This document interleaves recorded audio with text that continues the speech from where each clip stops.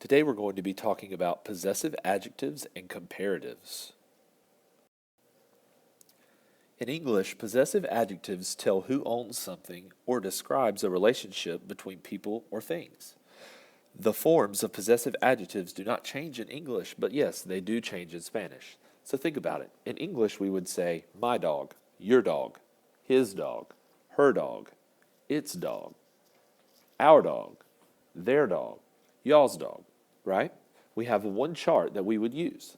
But in Spanish, you actually have to have two charts. You have singular possessive adjectives and plural possessive adjectives. And the reason you have either a singular chart or a plural chart is because possessive adjectives must agree with the numbers, and for the nosotros form, they have to agree with gender of the noun being possessed. So as you can see right here, me and mis both mean my. Tu and tus both mean your. Now pay attention to this. Su has multiple different meanings. His, her, its, your, formal for the usted. Your, as in almost like y'all's, and then their. But notice that it also has the same amount, it has the same meaning as sus because of the plural chart as well.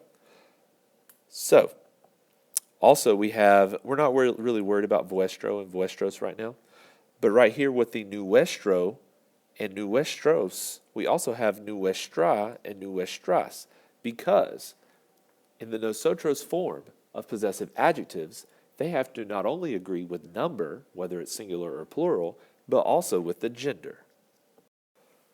So, you have two concepts that you need to keep in mind when you are dealing with possessive adjectives.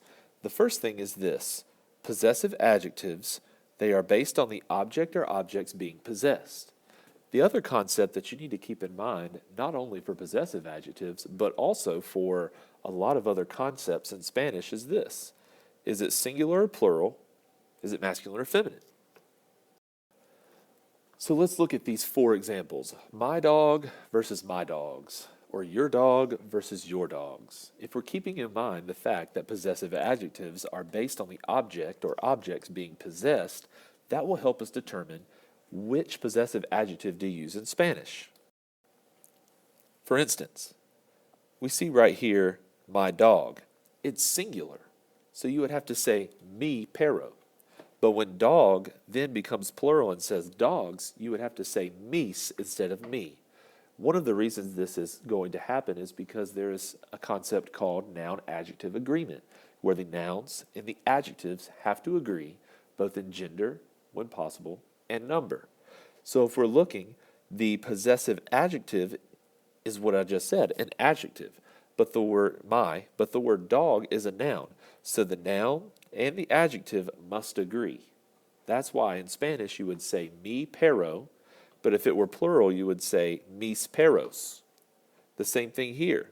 Dog is singular, so therefore your must be singular as well. It would be tu because it's tu perro. But when it becomes plural, and when I say it, the noun, the object being possessed, when it becomes plural, tu then becomes tus because of the word peros. So, I have these two charts written out here a little bit clearer for you. I want you to understand the fact that me and mis both mean my. Tu and tus both mean your. The word su on both sides could mean his, her, your formal, its, theirs, and y'all's. But that is the same for sus. The other thing I want you to understand, and that's why it's in a different color, is because the word our could mean these possible options, but you have to understand that it's either nuestro or nuestra, nuestros or nuestras, and this possessive adjective not only deals with like the singular and plural, but it deals with gender as well. So if you had the word gato, you would have to say nuestro gato. If you had the word casas, you would have to say nuestras casas.